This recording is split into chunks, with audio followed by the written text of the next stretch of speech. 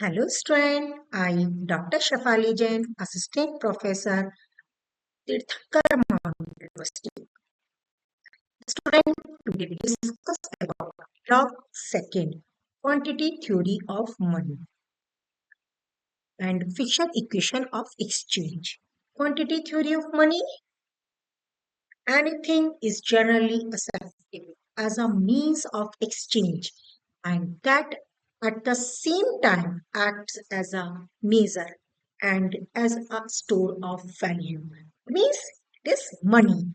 In the previous video, we also explained about the definitions and meaning of money. Money is what money does. Devanjati also said quantity theory of money was first propounded in 1588 by the Italian economics Devanjati. John Locke's was clearly formulated theory attempted to explain the rise in price in Europe. Theory was elaborated by David Hume in 1752 of money. It is none of the wheel of trade. It is a oil which renders the motion of the wheel is more smooth and easy. Now, what's the quantity theory of money? The quantity theory of money state that is a direct relationship between the quantity money in an economy and the level of prices of goods and services sold. And the quantity theory of money state there is a inverse relationship between the quantity of money in the economy and the value of money. So it means quantity of money is equal to 1 upon value of money. And quantity of money multiplied prices of goods and services. It means quantity theory of money is the oldest theory determining the value of money. It was proposed by French economics Jean Bodin in 1566. I have also discussed it the further of the video. It was further elaborated upon by the Italian economist in 1588. The English economist John Locke in 1691 and David Hume in 1752 in the 20th century. 20th century. Economists must as Irving Fisher, Marshall, Pigou, Robertson, and others address the theory extensively. Professor Milton Friedman has put forward modern theory, modern quantity theory. So, as it is written in the video, according to quantity theory of money, the average price of transactions in an economy is proportional to the nominal quantity of the money in circulation. The theory states that as the quantity of money price level rises, the value of money increases. So, quantity of money is equal to one value of money. It means as the quantity of money price level rises, the value of money decreases. According to J.S. Mill, the value of money, if other things being the same, varies inversely as its quantity. Every increase of quantity lowers the value and every diminishing raising it, it in a ratio is exactly equivalent. In so quantity theory of money in simple we can say quantity theory of money is a relationship among output and prices that is used to study inflation. based on an accounting identifier that can be traced back to the circular flow of income. Among other things, the circular flow tells us nominal spending is equal to nominal gross domestic product. The nominal spending in this expression is carried out using money, while money consists of many different assets. You can, as a metaphor, think of money as a consisting entirely of dollar bills, nominal spending in the economy. So, so, direct relationship between the quantity of money is an economy and the level of prices of goods and services are sold. The amount of money is an economy double. Price level also double, causing inflation. The percentage rate at which the level of price is rising in an economy. So, on the primary research area for the branch of economics referred as a monetary economics is called the quantity theory of money. According to the quantity theory of money, the general price level of goods and services is proportional of the money supply in an economy, assuming the level of real output is constant and the velocity of money is constant, and the same forces that influence the supply and demand of any commodity also influence the supply and demand of money. An increase in the supply of money decreases the marginal value of money so that the buying capacity of one unit of currency decreases.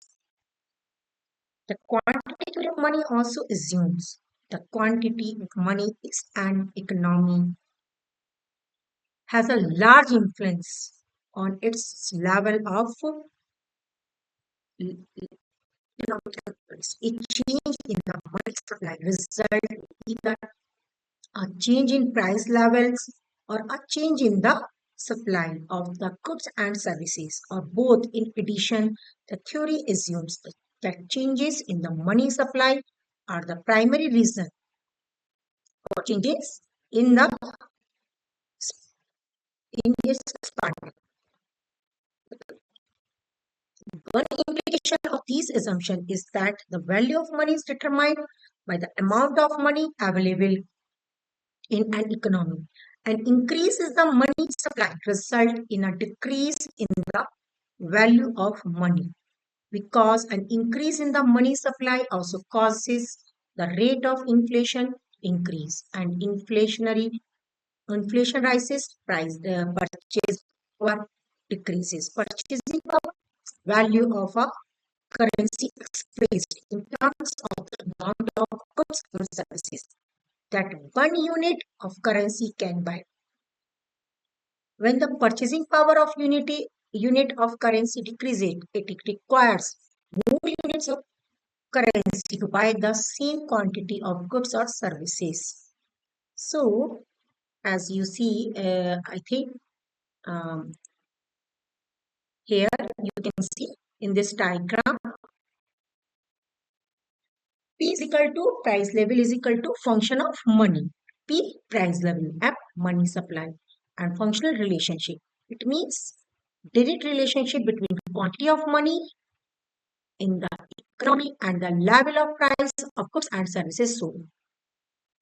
So that the amount of money is the economic doubles, price level also double. Here you see when the amount of money, first of all, amount of money, O, the price level will be what? When the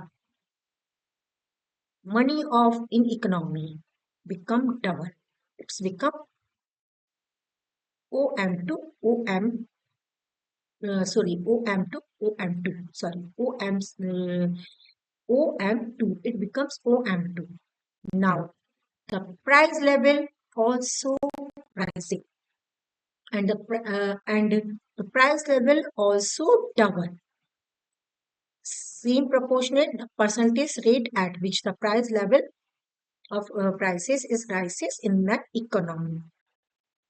And when the money in an economy become more and it becomes more and more, price level of the economy is also increase the same level of the same proportion of the money.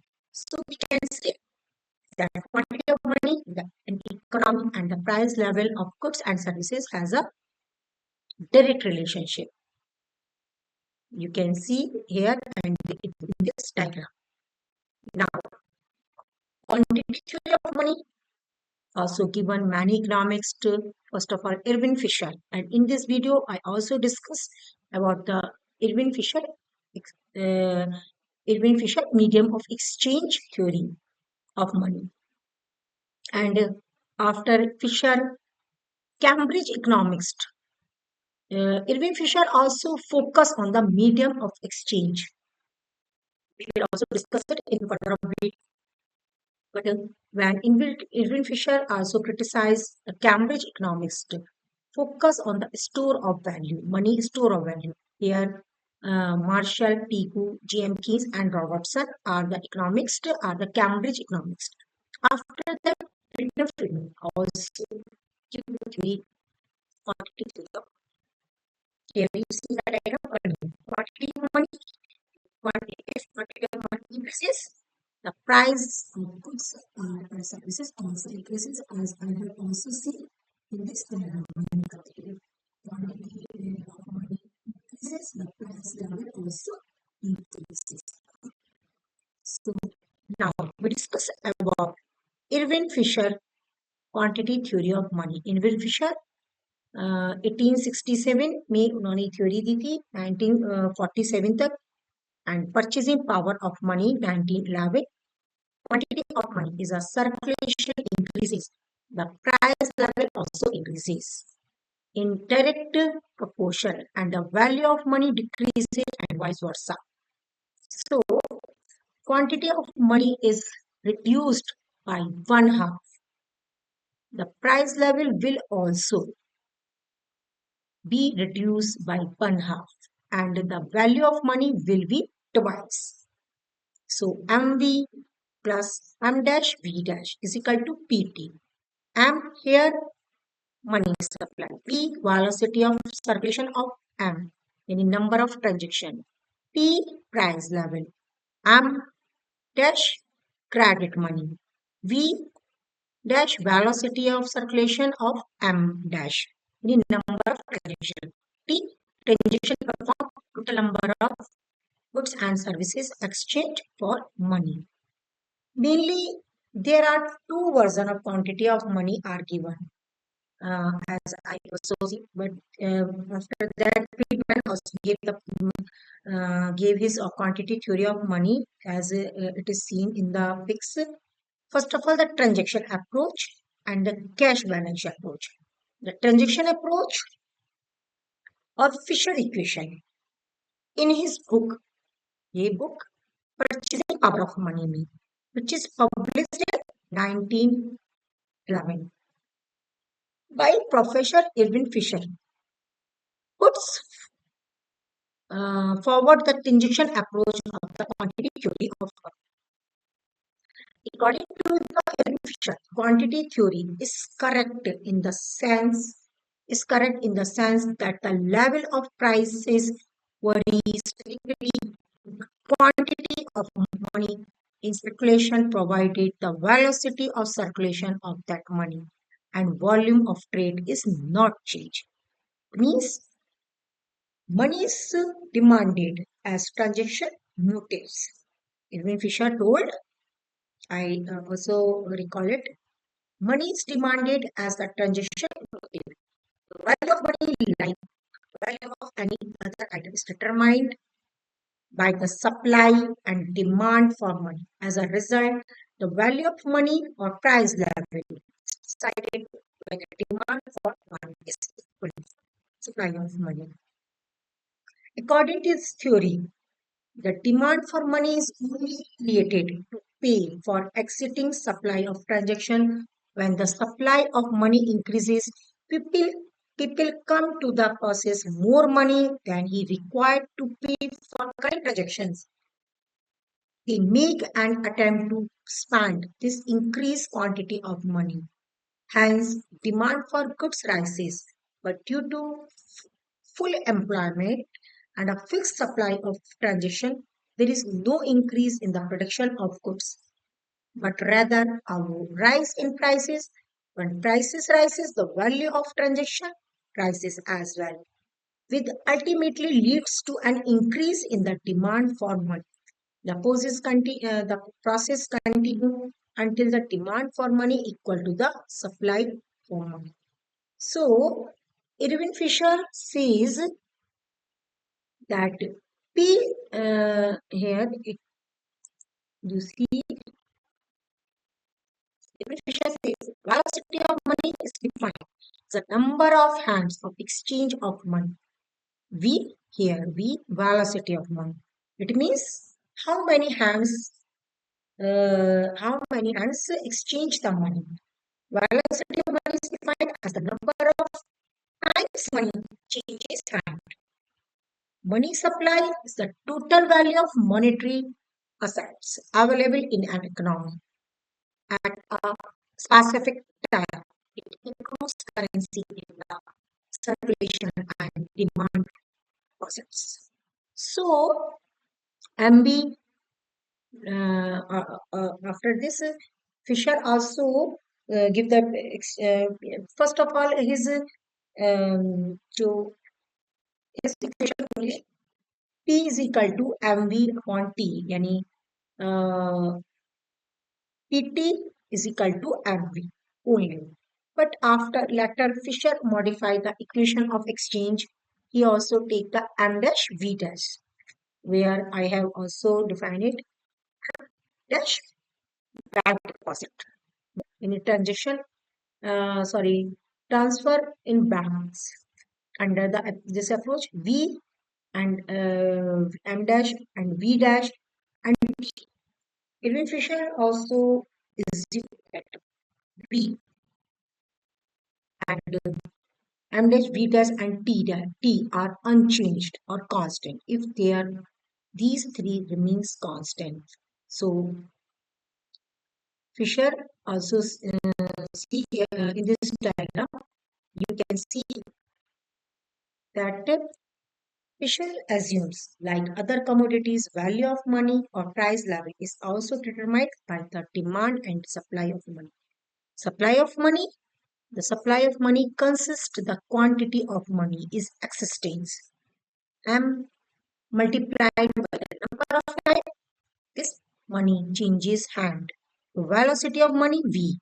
In Fisher equation, V is the transactions velocity of money, which means the average number of times a unit of money turns over or changes hands during a period.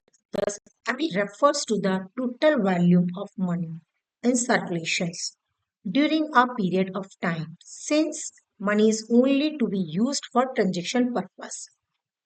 Total supply of money also forms the total value of money expenditure in all transactions in the economy during a period of time. And demand for money, money is demanded not for its own shape for holding, but for transaction purpose. So, money is demanded only for transaction purpose. The demand for money is equal to the total market values of the all goods and services transacted. It is obtained by multiplying total amount of things T by average price level. So, equation of exchange represent equally between the supply of money or total value of money expenditures in all transactions and the demand for money or the total value of all items transacted. So supply of money is equal to demand for money. So with Fisher, in this diagram, you can say um, the transaction approach of the quantity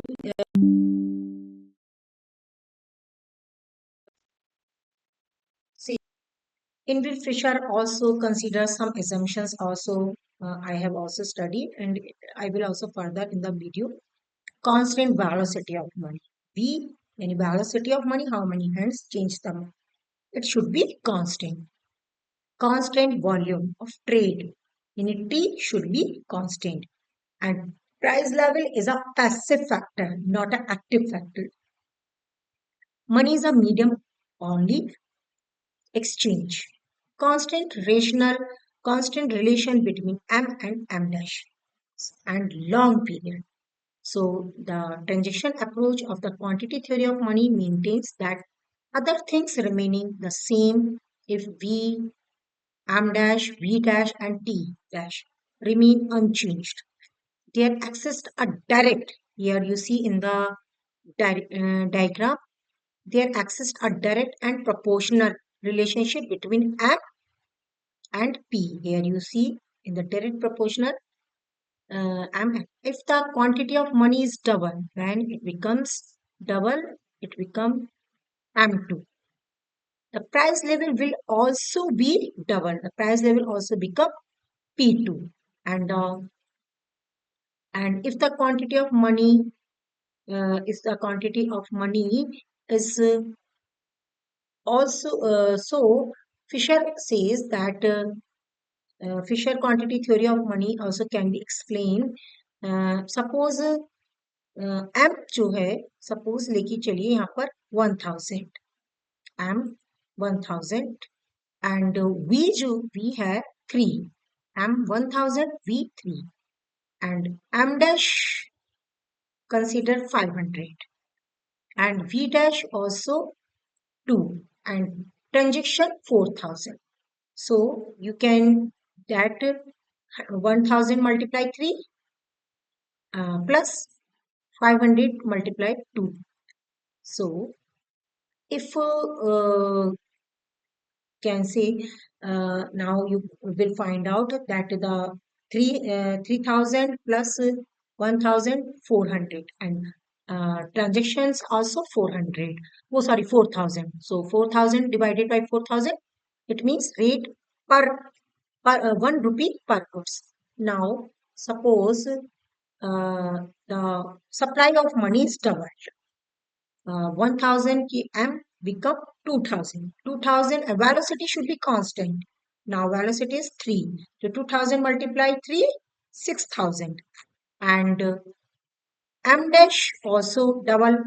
M dash become 1000 and velocity of v dash is also constant 2. Now it become 2000. So 6000 plus 2000 is equal to 8000. But T should be constant. T yani 4000 goods should be done. So 8000 divided by 4000, what will be 2? 2 rupees per goods. So it is you can verify when the velocity, sorry, when the supply of money become double, the price level also become double as you see in the diagram. So in this figure, you can see figure when money supply is doubled and it become OM to OM, sorry, money supply is become double OM to OM, uh, OM, it become OM2. The price level also become double OP2. And when money supply is halved and it become OM4. Price level is halved OP2,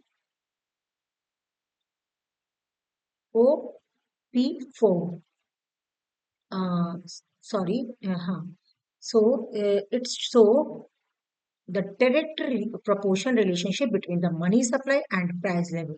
And but in this regard, when the money supply is doubled, when the money supply is doubled, it become OM2. The price level, sorry, I have also confused. Oh, sorry, when the money supply is doubled, OM2, thus velocity, the velocity of money. is halved. It becomes 1 upon P2.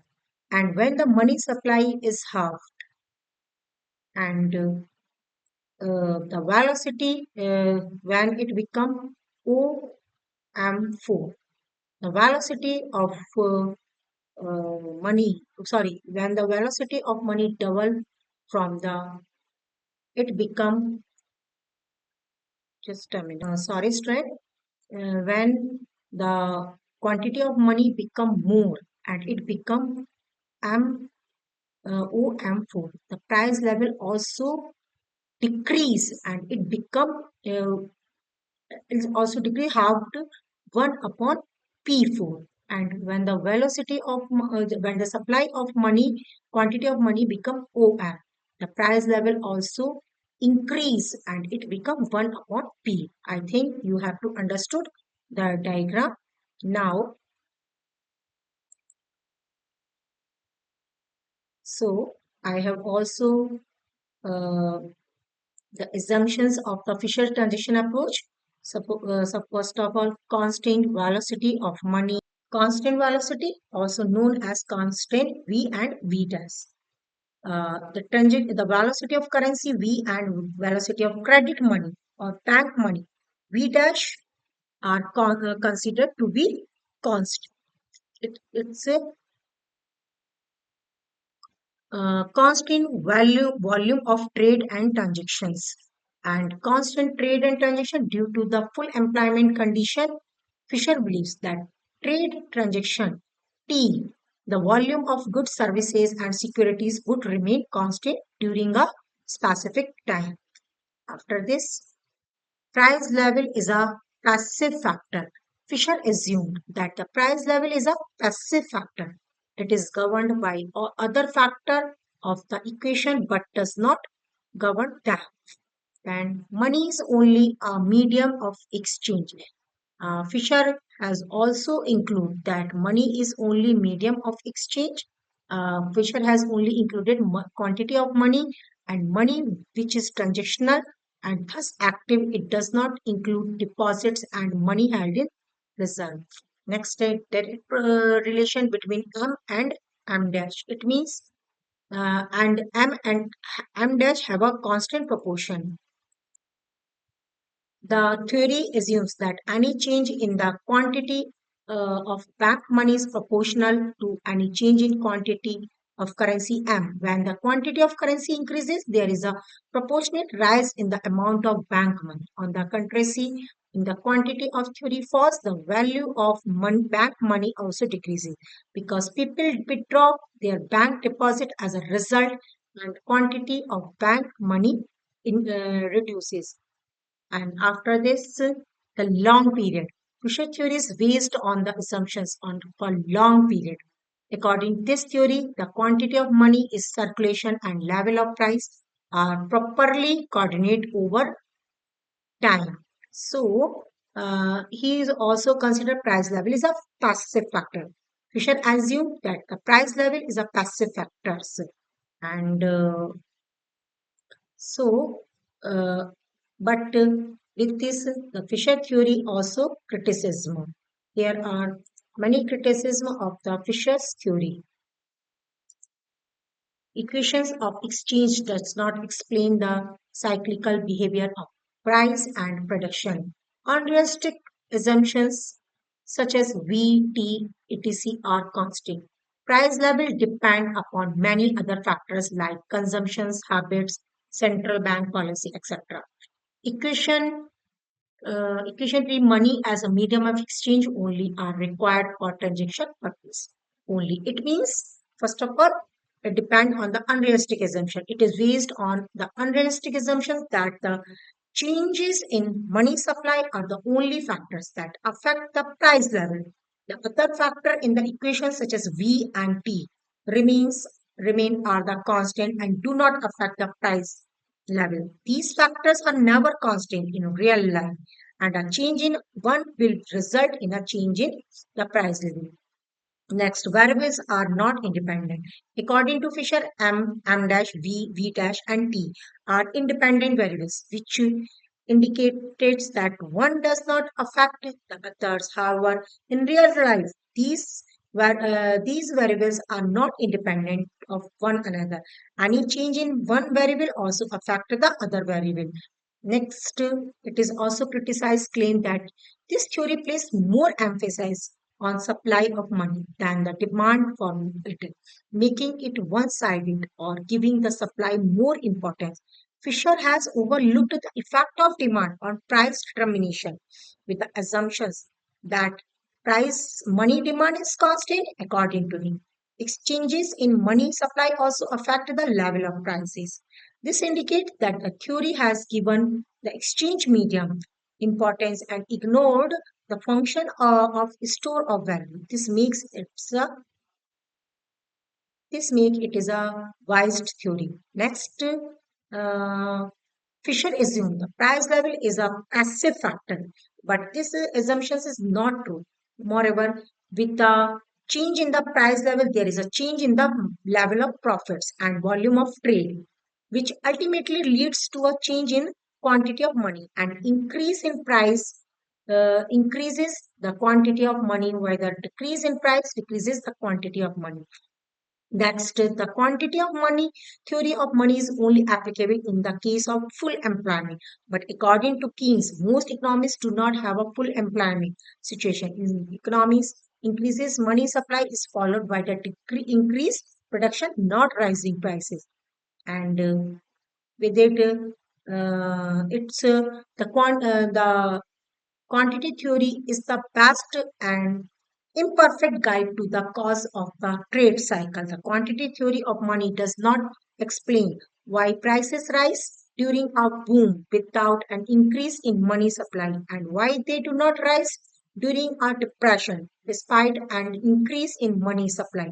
It does explain why price rises during a boom without an increase in the money supply, and why they do not rise during a depression despite an increase in the money supply. So, the root cause for this is that during a recession, the velocity of money slows down, whereas during boom, it accelerates. But theory consists that the velocity of money is constant, instead, money velocity is changing. And